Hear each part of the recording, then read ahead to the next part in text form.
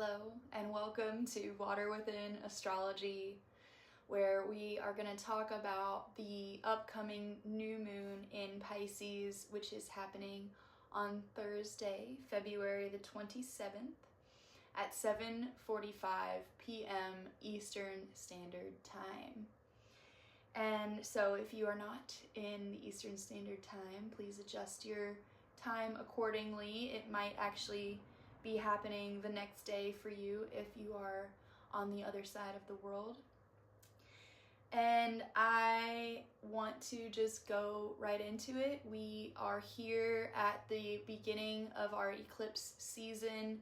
This new moon is not going to be an eclipse because the moon is actually far away from the point where the north node is. If it was going to be an eclipse, it would be on the north node, since we have the north node in Pisces, and that's going to be at 27 degrees, and then we have the moon and the sun at the same point of 9 degrees of Pisces. So very far away. There's 30 degrees per sign. And so if it was closer to the end of the degrees of Pisces, we would be seeing this as an eclipse, but it is too far away.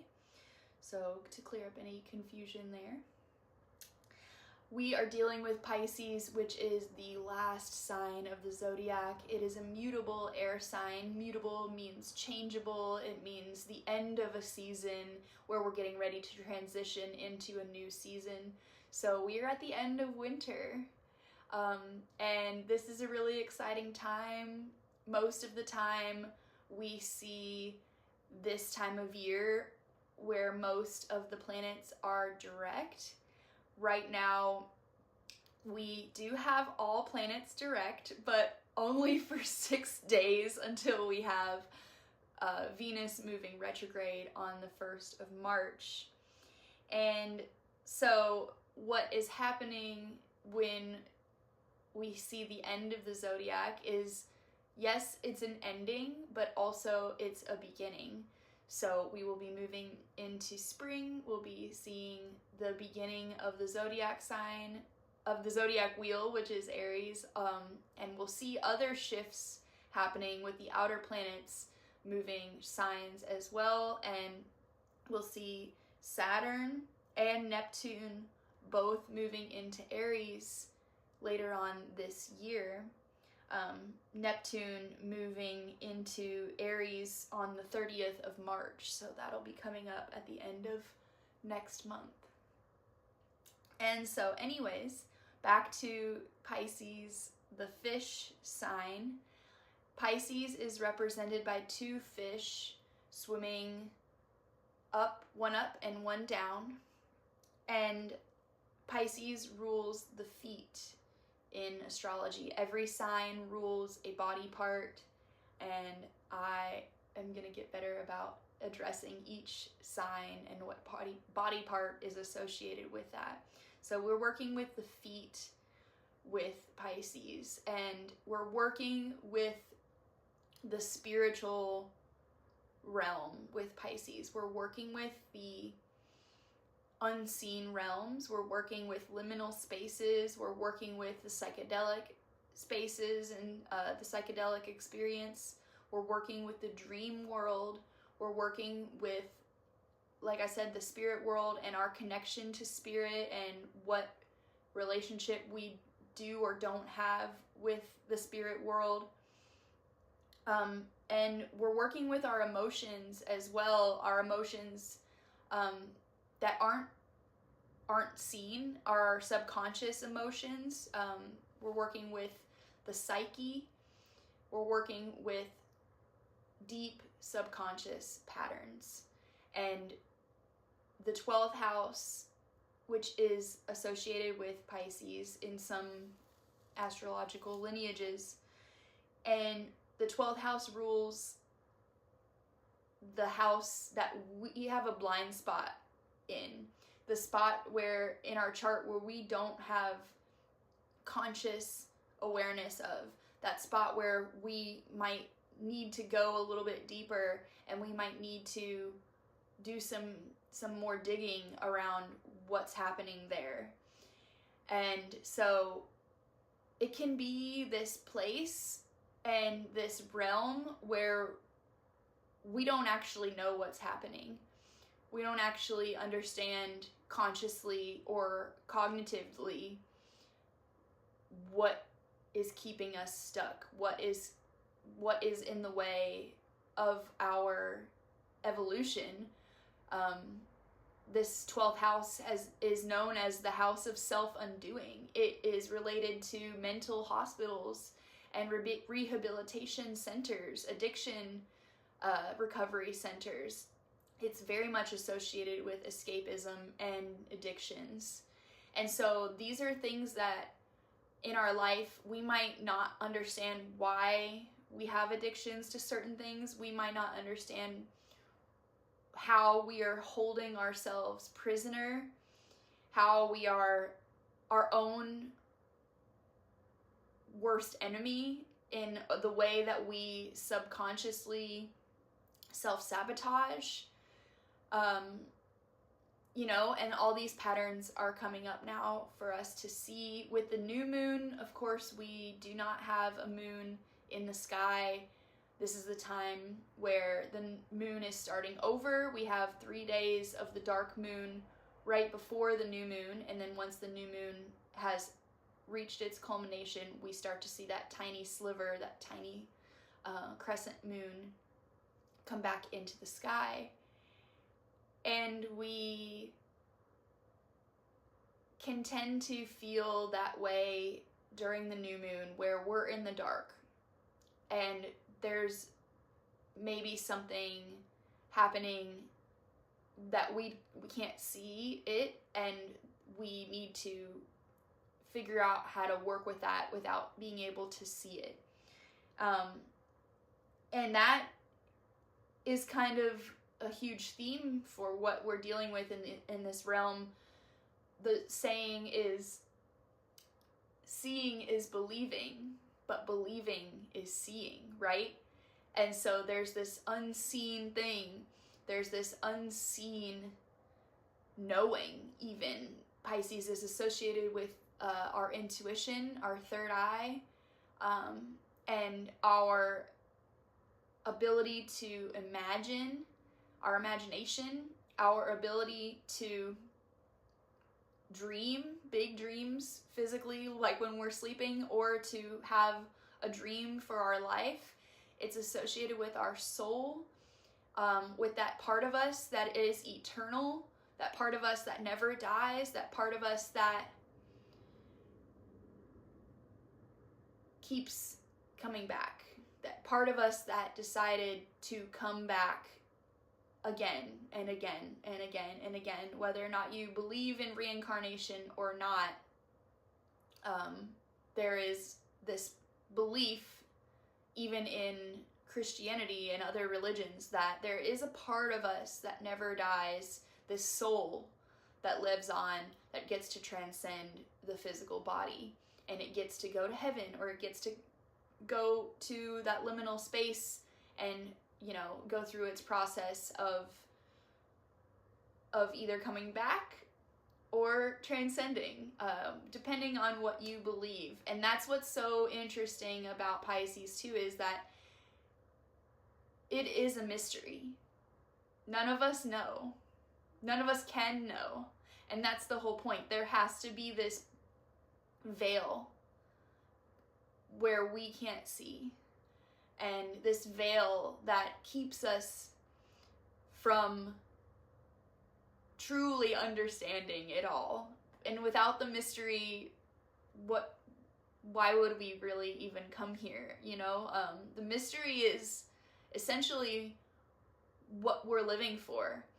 And the mystery is this thing that we can come to Earth and have a relationship with and learn from, and also to have this lesson with as well. We are constantly learning, and the spiritual journey that we're on in every lifetime, and this lifetime included, is a never-ending process. it might be the end of the zodiac wheel, but it's not the end of anything. Every ending is actually just a beginning as well. And if we think of how the sun moves through the zodiac, we can think of how we're peeling back the layers of our experience, and we're going deeper, either deeper into ourselves and deeper into the spiral, deeper and closer to that eternal essence and that divine essence, or we're moving farther and farther away. The spiral moves inward or it moves outward. It's not an up and down straight line, any of that. It's a spiral. It's a circle that moves through us, and we have the choice to take it up or we have the choice to take it down, because with the contrast that we see with Pisces specifically, it's this place where you either have this self-undoing and you can lose yourself completely, you can lose your mind, you can just lose it, or you can find it, or you can have this spiritual growth, or you can have this spiritual awakening, and you can move closer and closer to your understanding of your relationship with the divine, because there's nothing defined there. It's all up to us and how we perceive it and our relationship to the divine. And that's the opposite of Virgo, right? This opposition with Pisces and Virgo. Virgo is what's logical. It's what's planned. It's what is tediously put together. All the little pieces are in its place. It's this obsession almost with perfection, this unattainable thing, obviously perfection is. And then the Pisces is realizing that you are already perfect exactly where you are, even when it doesn't look like that in the way that Virgo would look at it. The Virgo is going to look and see all the problems.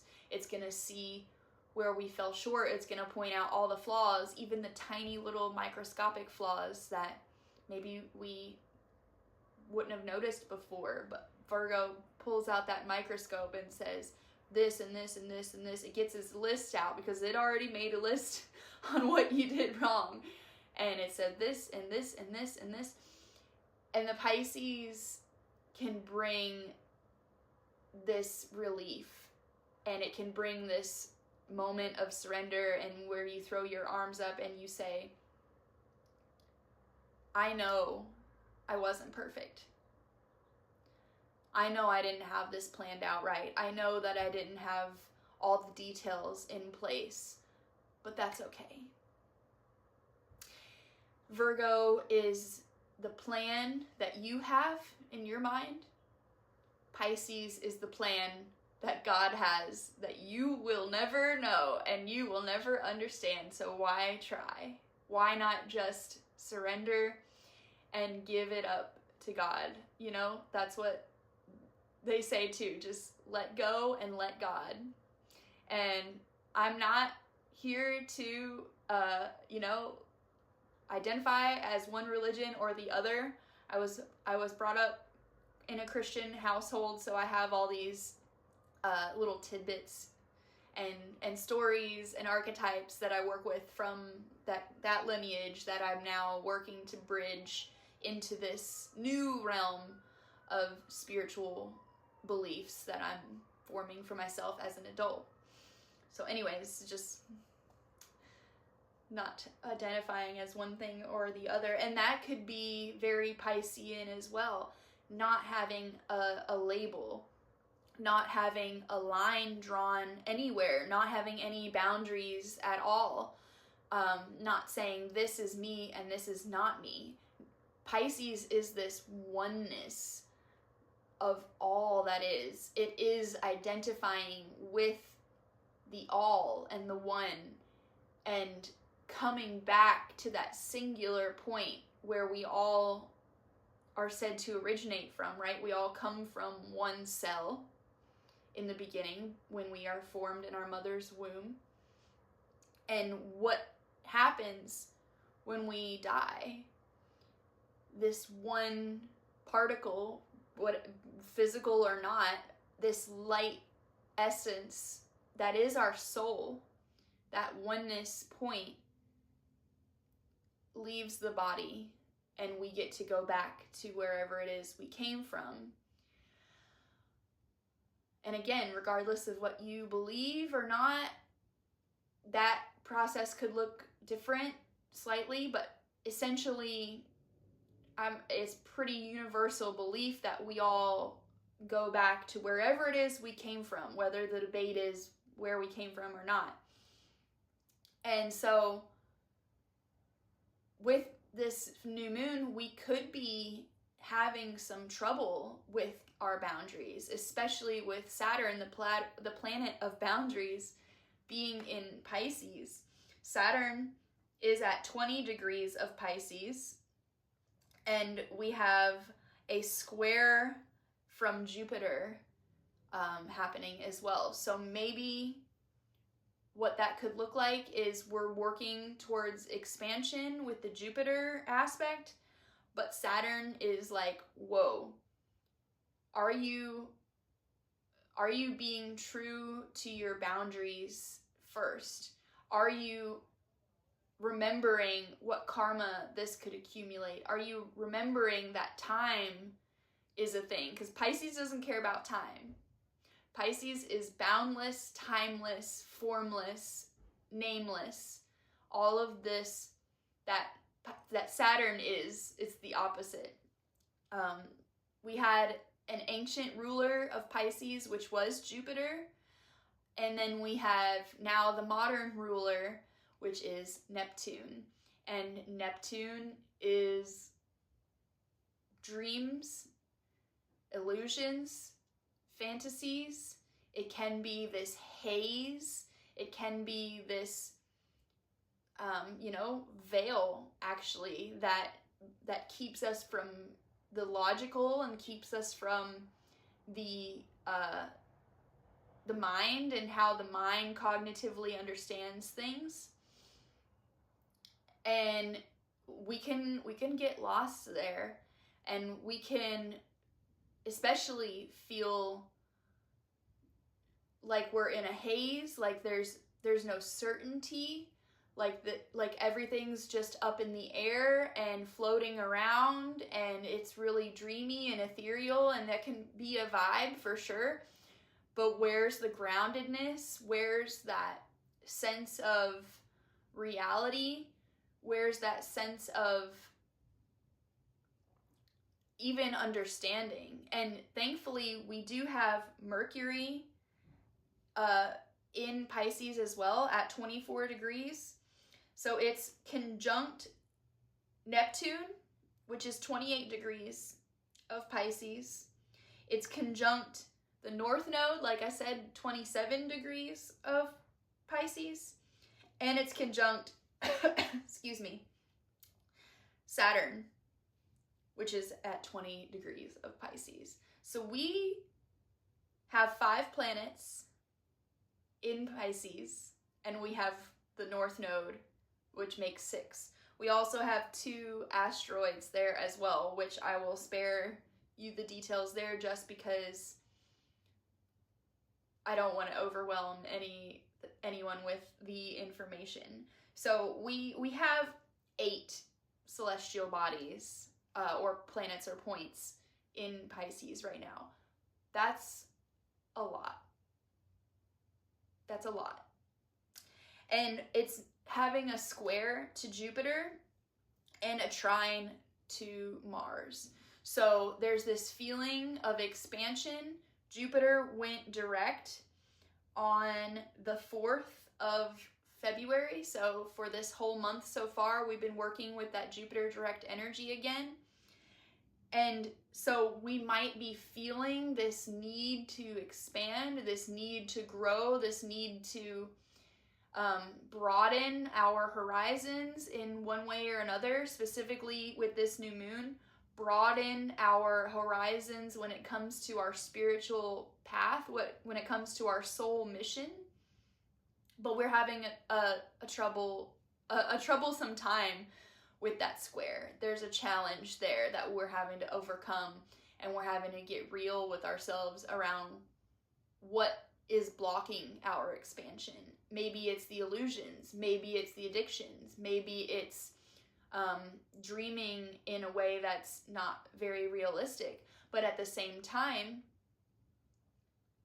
there is a certain level of delusion that is required for us to expand in some cases.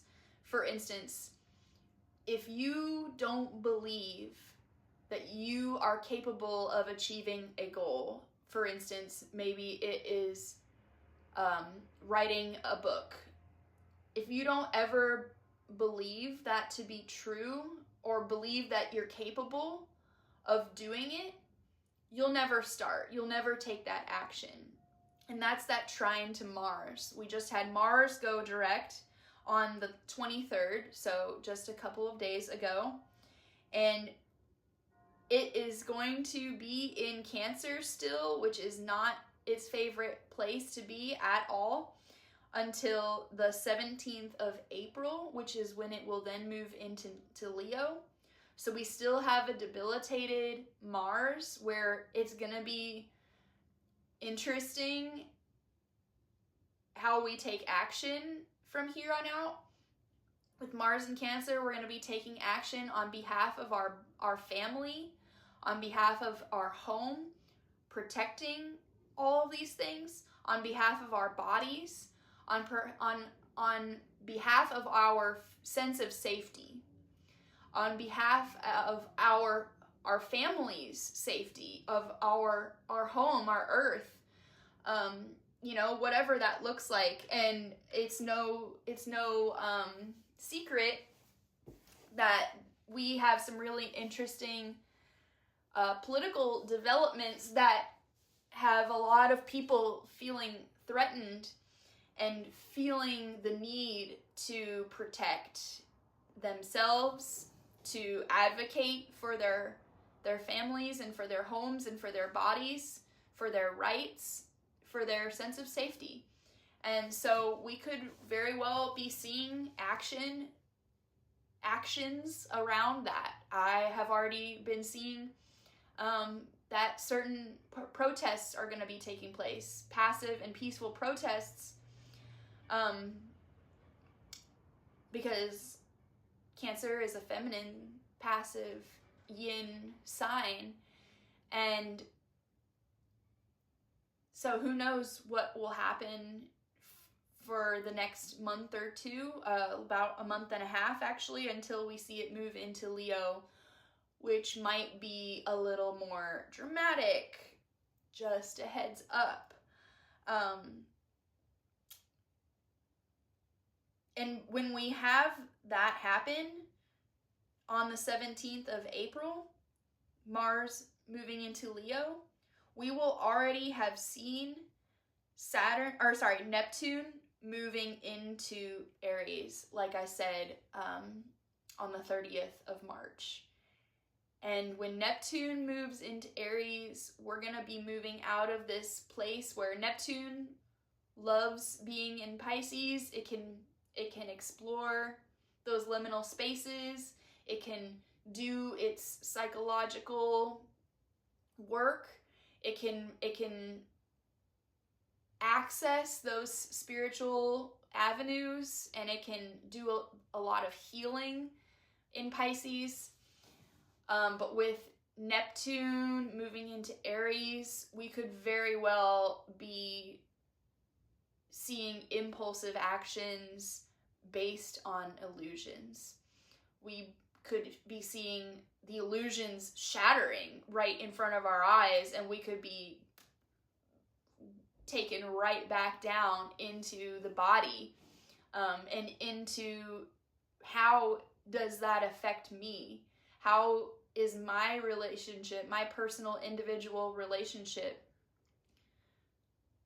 to these illusions affecting my life and how is it defining me?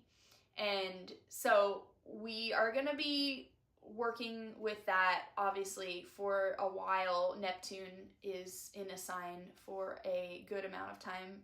Now that we have a general understanding of what is happening in the sky, I've almost covered all the planets there. I do want to talk about how we do have these 6 days right now. I'm recording this on the 24th of February. Yesterday is when Mars went direct. And so for these next 6 days until the 1st of March, when Venus goes retrograde, we do have that all planets direct moment. And we have this new moon occurring in that time. So what actions we take for this new moon could very well change the story completely. It very well could make or break the next few months where we do have more retrogrades. We'll have Mercury and Venus retrograde in March. And what do planets do when they're retrograde? They review, they recharge, they anything with the re prefix. We're taken back and we're observing what has already happened. We're tying up loose ends and we are taking a moment of pause before we can continue to move forward. And honestly, it's, again, no secret that this year of the snake, 2025, so far has been a doozy, and we are just getting started. So right now, it's kind of this time where you need to get right with God. You need to get right with God, whatever that looks like for you, whatever you have decided that God, what that word means to you, what your relationship to the spirit realm is. I think it's an interesting thing because Pisces is also related to avoidance, escapism, denial. And there are people in the world that don't believe in God. There are people that don't have a relationship to the spirit realm. There are people who just straight up do not want anything to do with that. And while that is absolutely fine, maybe we can look at that in a way that examines where we're denying, where we're avoiding, where we're escaping away from that because it makes us uncomfortable, because we've been hurt, and we can't forgive God for whatever has happened to us. Like especially with this Mars going direct, I have had a week of like yelling at God and trying to work through all this anger that I've been pushing down and that has been stewing with the Mars retrograde in Cancer. Cancer is my rising sign, so this is all happening in my first house. So it's been an interesting, publicly seen experience and process that I've been working through with my anger and with working towards a state of acceptance, because Pisces is acceptance. Pisces is the end, and if you think about it in terms of our physical life, you may think of what it would be like to be on your deathbed and to know that this is the end. This is the end for this physical body. This is the end of your identity as a human on this planet. And what happens when people are on their deathbeds? hopefully what happens is there's a review of your whole life, and there's a moment where maybe you can forgive things that you thought you never would forgive. Maybe there's a moment where you are, forgiven by those who might never forgive you otherwise, up until the point where you're literally on your deathbed. Maybe there's this moment where you realize that you can't take anything with you into the next realm. All you have to take with you is what's in your soul and what karma you've accumulated, and what weight is still on you and your soul, and what lessons have yet to be learned and yet to be worked through in your human life. And there's this, if you are familiar with the Egyptian God, I'm not really sure if Ma'at is a female or male. I guess it doesn't matter. We're living in a pretty genderless time. And Ma'at is this god or goddess that is said to be waiting in the in-between place where you go after you die. Your heart is then weighed on the scale of Ma'at. You have your heart on one side of the scale, and then there's a feather on the other side of your scale. And you're weighing your heart to see if it's lighter than a feather or if it's more than a feather. And when it's more than a feather, you have to go back and do it again. And if it's lighter than a feather, then you get to choose to either go back, which would then can be considered a bodhisattva, someone who has learned the lessons that they learned in this lifetime, that learned all the lessons that they were supposed to, and they passed.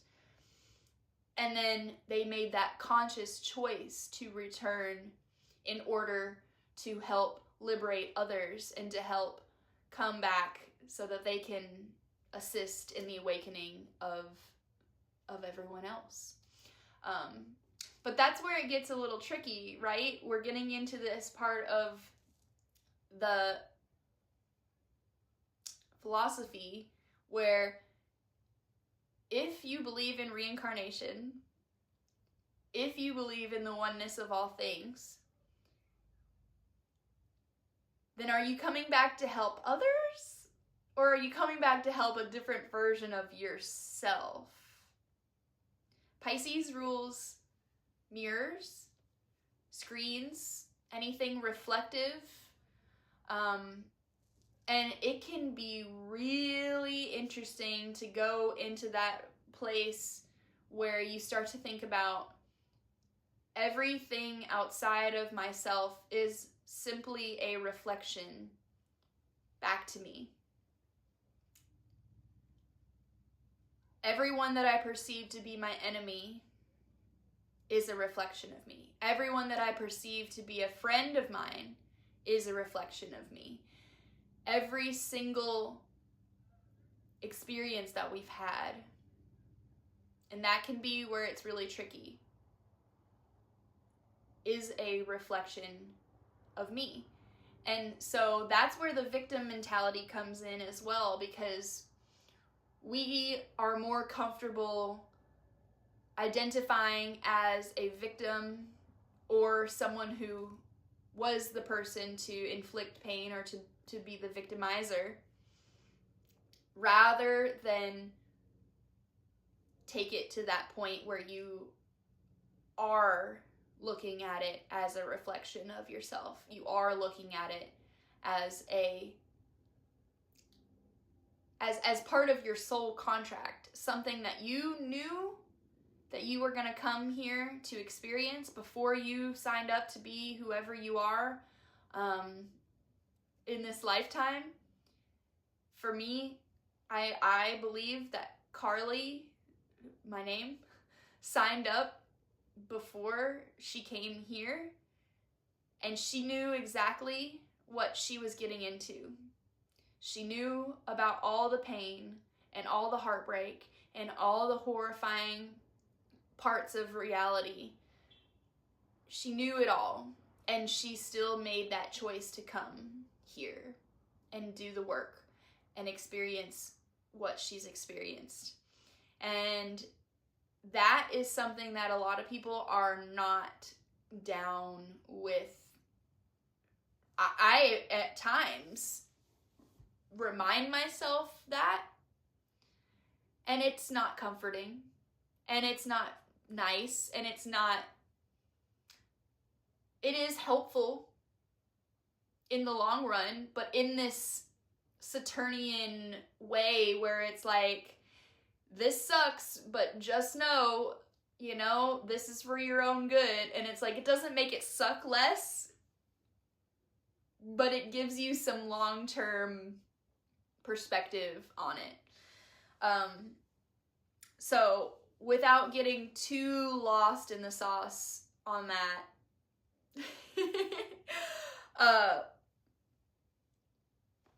whenever Pisces is involved, there's always a factor of surrealism. There's always a factor of abstractness. But this is a water sign. I like to think of each water sign as a different form of water. Cancer is the rain. Scorpio is ice, the frozen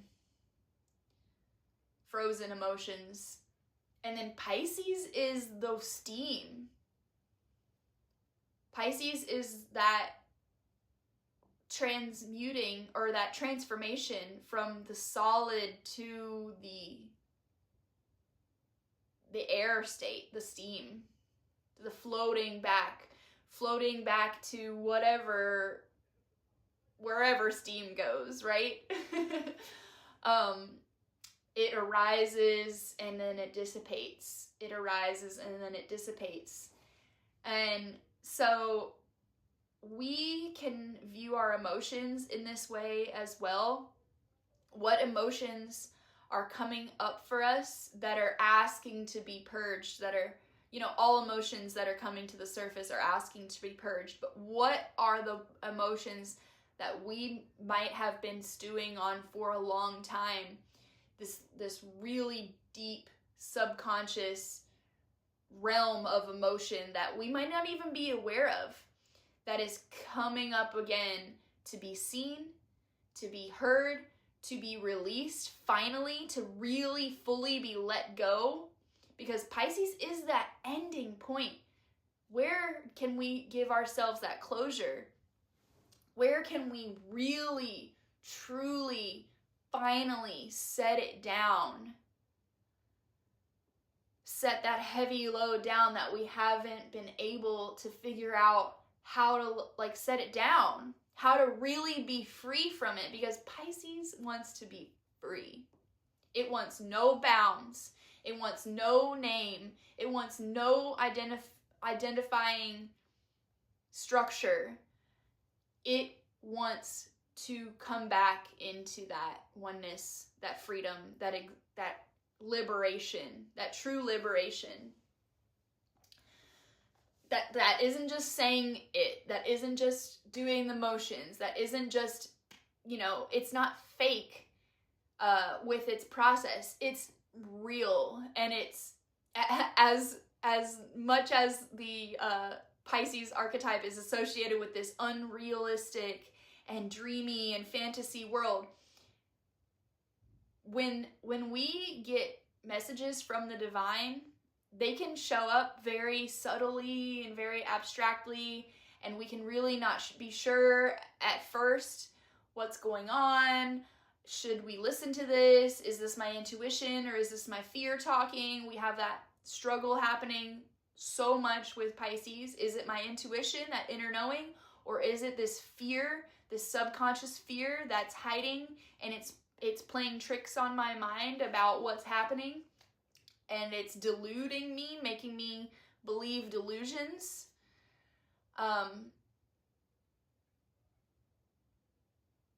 Or once we start to work with that realm of spirit, once we start to listen and hear those subtle nuanced things that we're maybe starting to pick up on, but we're not sure, the more we lean into those things, the more that we ask spirit to, we communicate with spirit about, I want to see more, I want to be open more to these messages, I want to be able to hear more clearly what's happening in my own intuitive place inside of me.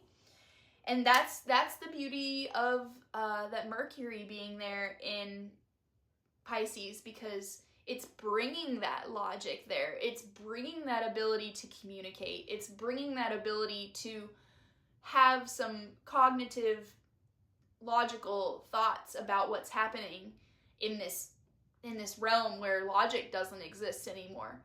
And that can be tricky because you can't let it get too involved, but you can have this as an assisting force, this Mercury, so that you can start to put it into words.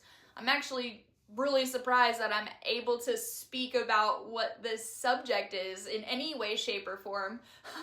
And I know that's the Mercury working with me there, because the next full moon that we're having in 2 weeks, happening on the 14th of March, that's going to be a Virgo lunar eclipse, and it is exactly 1 degree away from conjuncting my natal moon sign, my Virgo moon. And so for me, the spiritual realm has always needed a dialogue. It has always been needed to be communicated. I wanted to talk about it, but never really could. Especially when I started to explore other realms, and my family would ask me, what do you believe in? How am I supposed to put that into words? And as I've gotten older, I've learned it's not so much about the words, it's more about the actions. It's more about, especially with my Virgo moon, it's about the rituals. It's about making it part of my daily life, making the mundane spiritual, turning things that normally are just normal household chores or items into something magical. So there's my little side tangent about what's going to be happening for me. I'm getting ready for that because already this new moon has been a doozy. A doozy.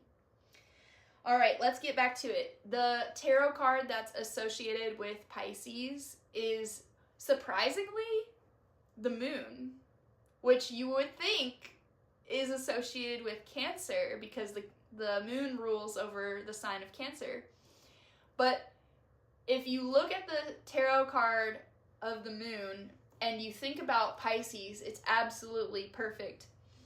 So the tarot card of the moon is an image where there is a pool of water at the bottom, most likely the ocean or the sea, where a lobster or a crawfish or whatever it is you want to call it is coming out of the water, and it's got its claws up towards the full moon, which is illuminated in the background. And we have two animals on either side of the lobster. One is a dog and one is a wolf. And one is wild and one is domesticated, but they are ultimately of the same descent and type of animal. They're both canine, and they represent the fear and anxiety that is constantly working with us and working to suppress and to, just working against basically our subconscious and the psyche. So we have these two dogs, one dog, one wolf, one domesticated, one wild, and those are those parts of us that are a little bit in the way of what is trying to come through in the unconscious. And that might be the way that the unconscious expresses itself as well. And so that lobster represents this unconscious coming up to the surface and being seen. This unconscious that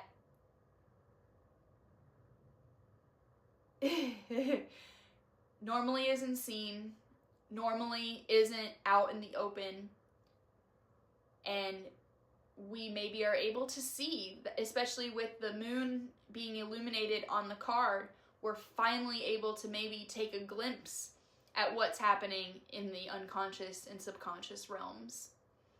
And we can maybe hear the fear and anxiety a little bit louder so that we can say, hold on, stop that. Stop it. Stop it right now. Bad dog. And I think that's exactly what is happening with this new moon.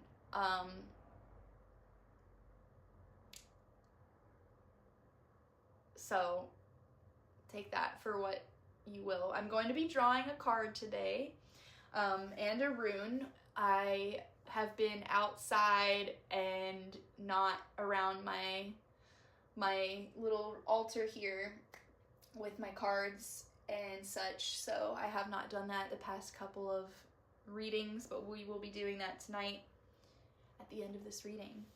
And I believe we are almost through what I need to say. I have a few questions that I want to leave you with and a quote. The questions that I felt were most related to this lunation were, what lights up our soul?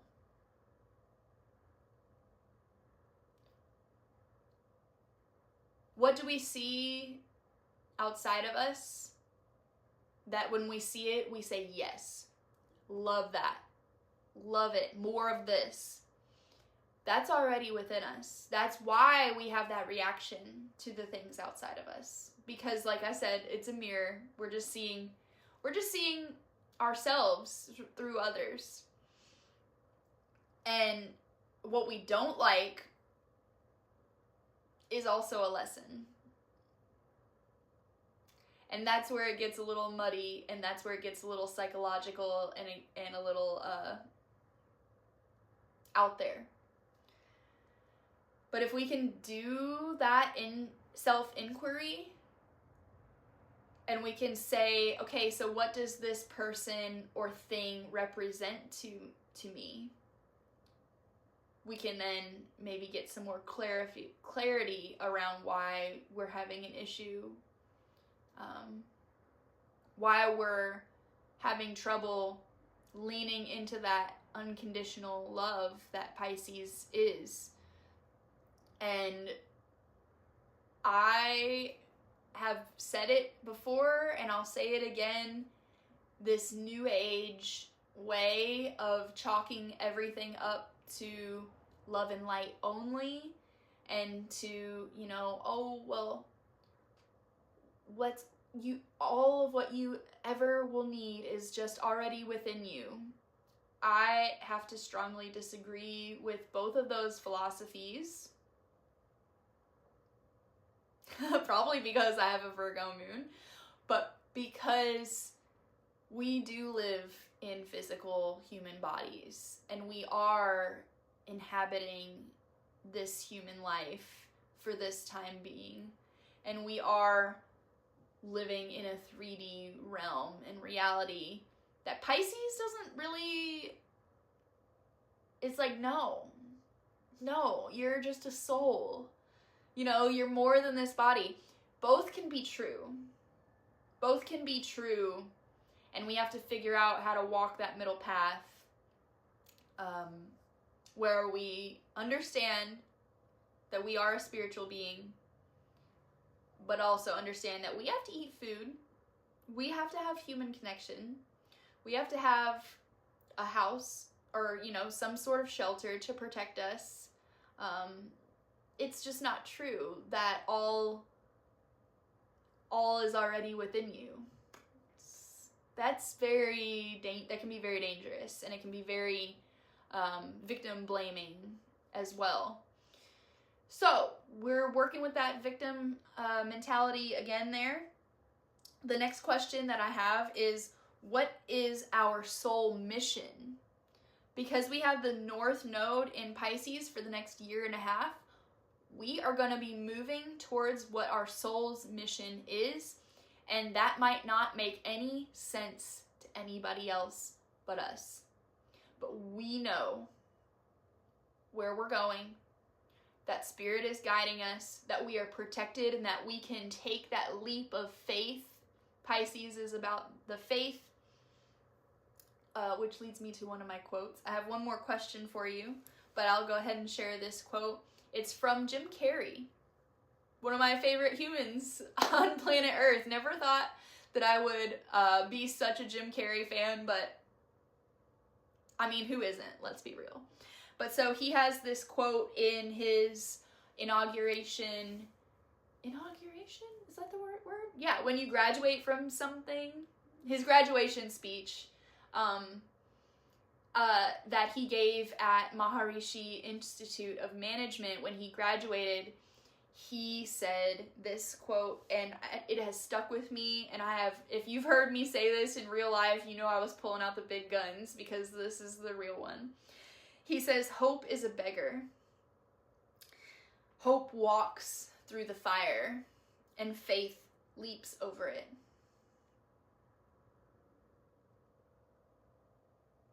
Hope walks through the fire, but faith leaps over it. And it's like, where are we putting our faith?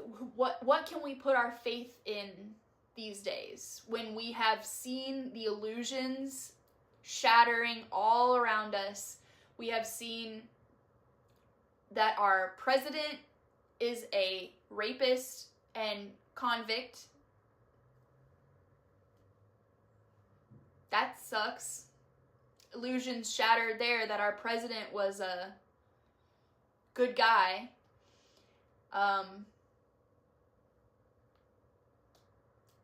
We've had illusions shattered around what we have decided is safe for our food, and what sort of procedures have been allowed to take place behind the scenes, happening underneath the surface and in the unseen realms. What kind of practices are taking place, and what are we actually consuming when we consume these products? All these illusions are being shattered. Who can we trust? Who can we put our faith into right now? That's the question. And that is maybe where the real question that I should be asking you is, what do you have faith in now? What is your relationship to having faith in something that's bigger than you, something that's bigger than all of us, that's bigger than all of these structures, that transcends all the governments, the politics, the borders, any of it, any of that limiting belief? What can we have faith in that surpasses all of that stuff? And that's going to look different for all of us. That's only you can answer that question, and only us as individuals can do that work on our own, with ourselves. No one else can tell us how to do it. We can have gurus and we can have teachers. That's more of the Virgo part. But we ultimately have to have faith that we're being guided, that we can trust our intuition, that our intuition is connected to a higher source, and that might be really truly the only thing that we can have faith in now. scary. Scary. Scary to think about. But we're seeing these endings happening with all these planets in Pisces. We are seeing a mass cleaning of the slate. We are seeing a mass deconstruction, especially with Saturn in Pisces. A deconstruction of the structures. A deconstruction of our relationship to these powers that be. What if we were our own first responder? Like, maybe that's not how I want to say that.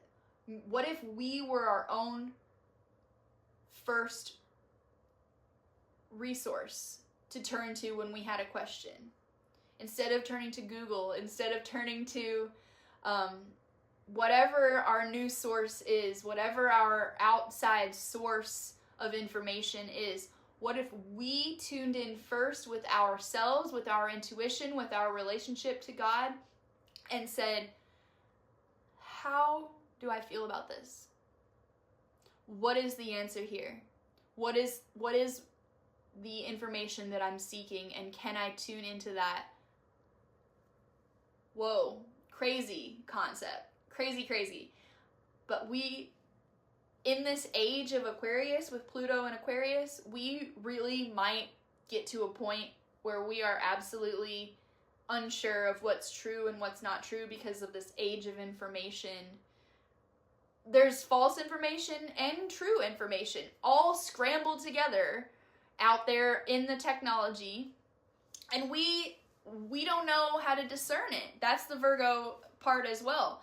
Maybe we're not being very discerning about what we're taking in and what we're not, what we're taking in and what we're integrating into our belief systems.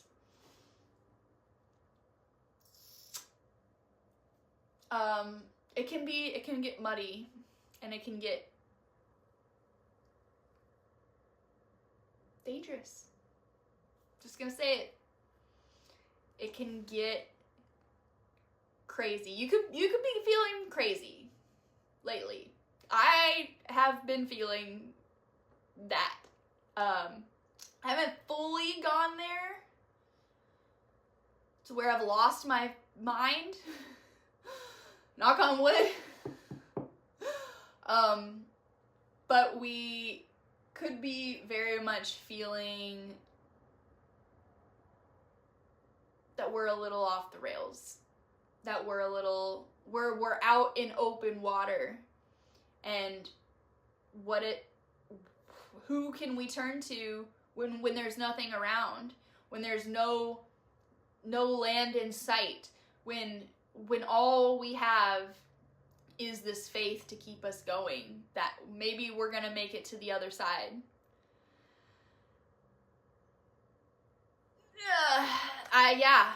I'm with you all there. It's scary. It's scary to let go, fully control.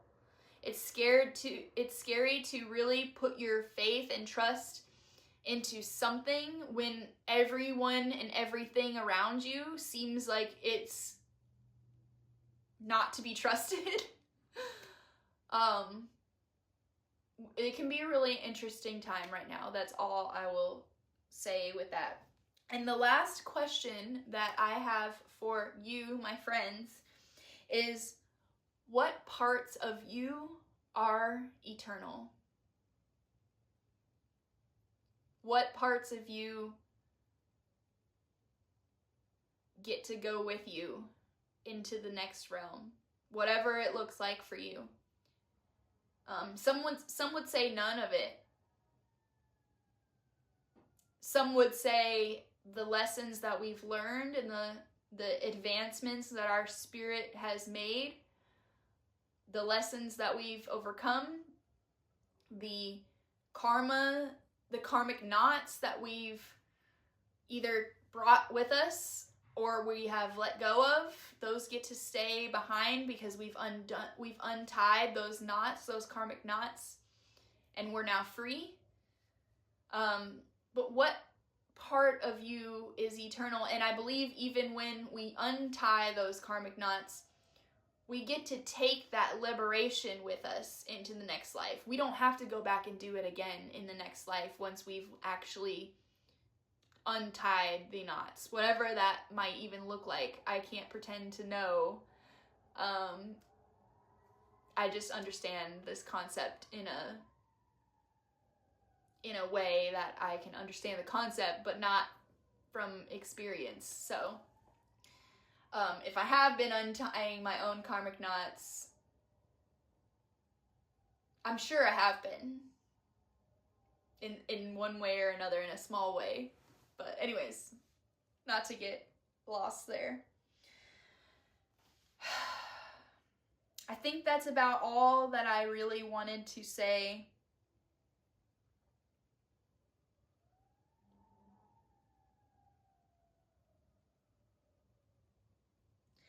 So let's get to the tarot and see what my oceanic deck, very appropriate for the Pisces new moon, my mermaids.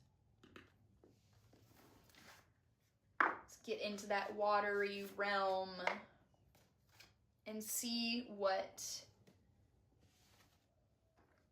the cards have to say.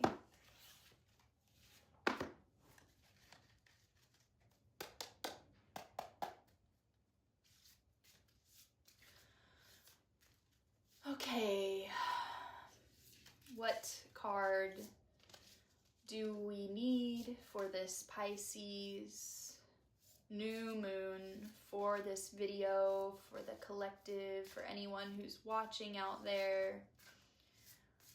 What card is best?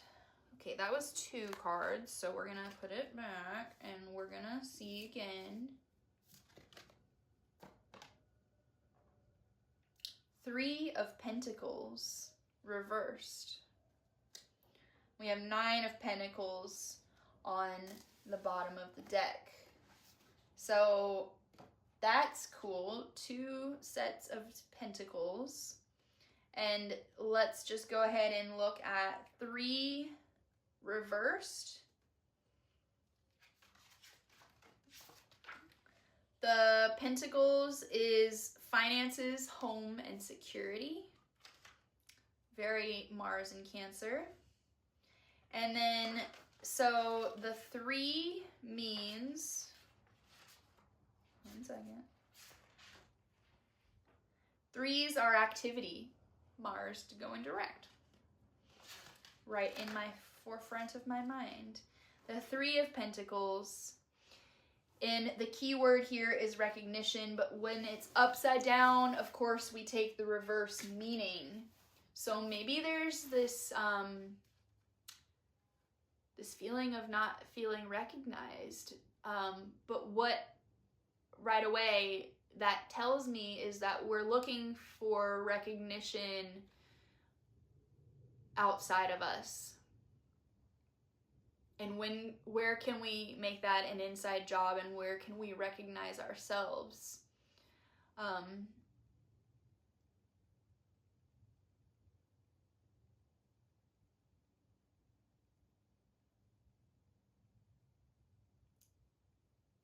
It says, whatever you do now, you can take pride in, and your work will have a lasting effect.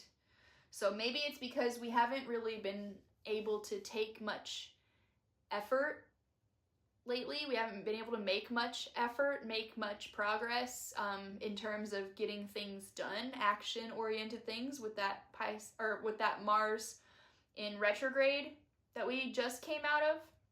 And maybe it's time to,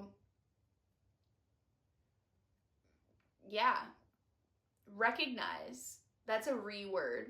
That's maybe what we should have been doing, not to should on anyone, but maybe that was what this part of the year was about, was recognizing how far we've come, recognizing where we're starting from, how we have done a lot of work up to this point, even though it's felt like we haven't been able to really effectively so far this year. Really since December the 16th, I believe, is when Mars went retrograde. This is a really long, extra long retrograde period for Mars. It's not normally in retrograde that long. And it's definitely not normally in one sign for this long. So, it's been rough. Yeah, I'll be the first to say it. I'll be the first to admit it. It's been rough. And going direct is just the first part of the relief coming through. We still have it moving on from Cancer in another month and a half. Anyways, so that's what that's telling me here with the Three of Pentacles reversed is where have we neglected giving ourselves the recognition that we maybe have been seeking outside of us. We're never going to get it. We're never ever going to get enough recognition or validation from anyone the way that we can recognize and validate ourselves. And the other card that I drew is the Nine of Pentacles, which just happens to be keyword gratitude. And that's just it.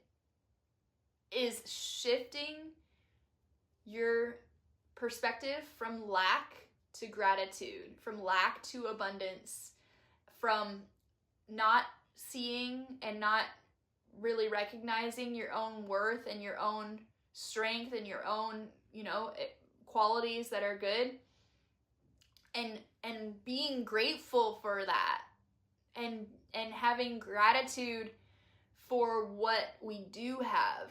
And it can be really difficult right now to see anybody in a place where they're celebrating anything, where they're having gratitude for anything that's happening right now, because everything's so bad and everything's so chaotic and everything's so up in the air. And this is crunch time.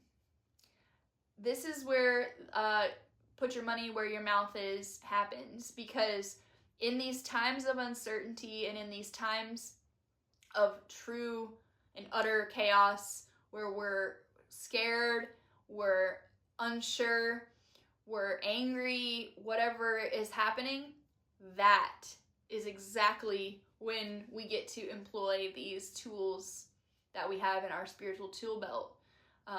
And gratitude is number one. Technically, number one is bring awareness to your breath.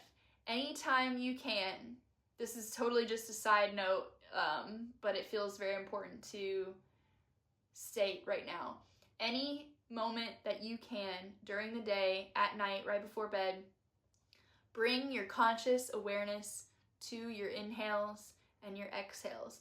That is as simple as it gets, and that is all that is required of anyone to shift out of their hindbrain into their frontal lobe, shifting out of the monkey mind, that part of the mind that only is concerned with sleep, sex, shelter, safety.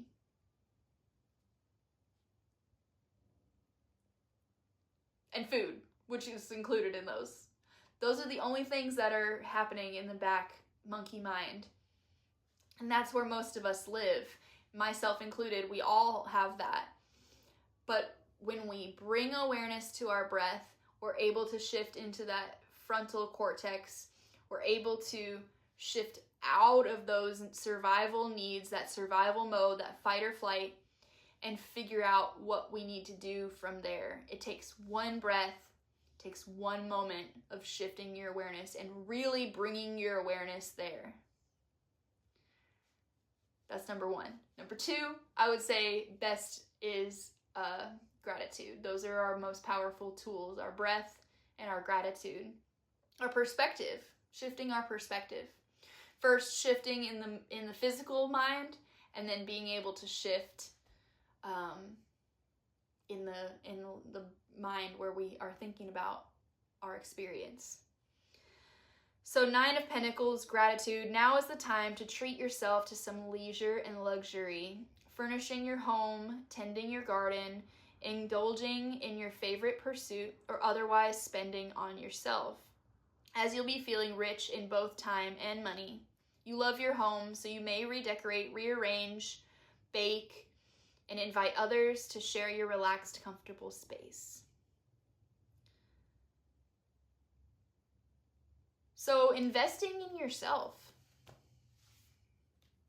Investing in yourself and, you know, taking as much time and space away from the outside world for you to feel like you do have the space to cultivate a relationship with the divine in the spirit realm. And I'm not gonna promote or steer anyone away from using psychedelics. I'm not gonna say yes or no one way or another because everyone is different.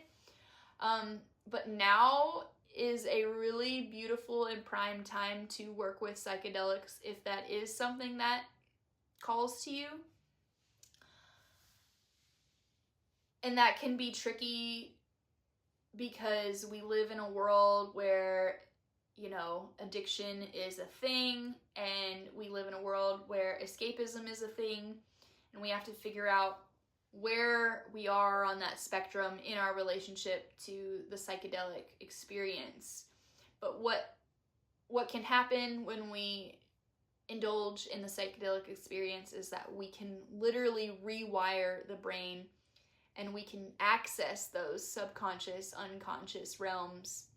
There are many other ways as well, but just gonna say we're living in a really interesting time where we're seeing the legalization of marijuana, a psychedelic drug. We're seeing more and more research accumulating over time in the psychedelic field, cutting edge research that's changing the world, that's changing people's perspectives about the earth medicines and, you know, other psychedelics that have been man-made as well. And we're changing all of that. So as a collective, we're seeing that relationship with the psychedelic experience change and shift. And in turn, that I think is also shifting our relationship to the divine, to that unseen space, to that unseen realm. And I think that's a great thing. I think it's a great thing.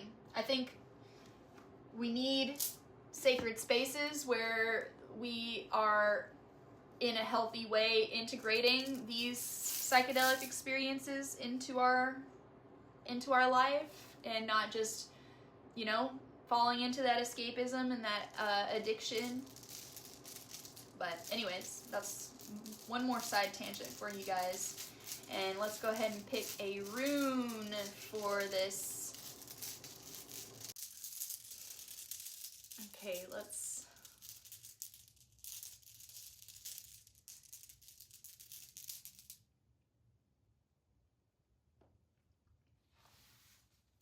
Okay, here we are.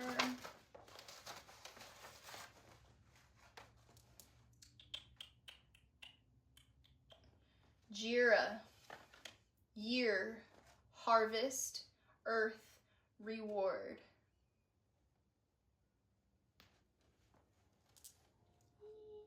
If you can see it, it's like two arrows crossing.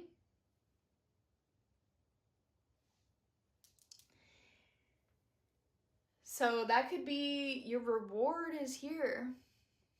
That recognition that you give yourself, that reward that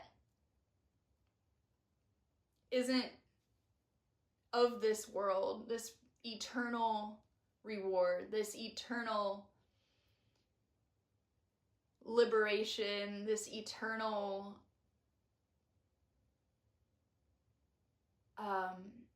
you know, this intangible thing that you do get to take with you when you die, when you transcend. It's nothing you can touch, it's nothing you can see, it's nothing you can taste. It's maybe not even something you can put into words, but it is that reward that we get when we have that relationship with the divine. And with that, I will go ahead and close this video, and I will wish everyone a healing new moon in Pisces, and I will see you again in 2 weeks at the lunar eclipse in Virgo. And I would please ask, if you have not already, like and subscribe this video, or subscribe to the channel. Send this to anyone who you think it might help. And thank you all so much for being here. Love you.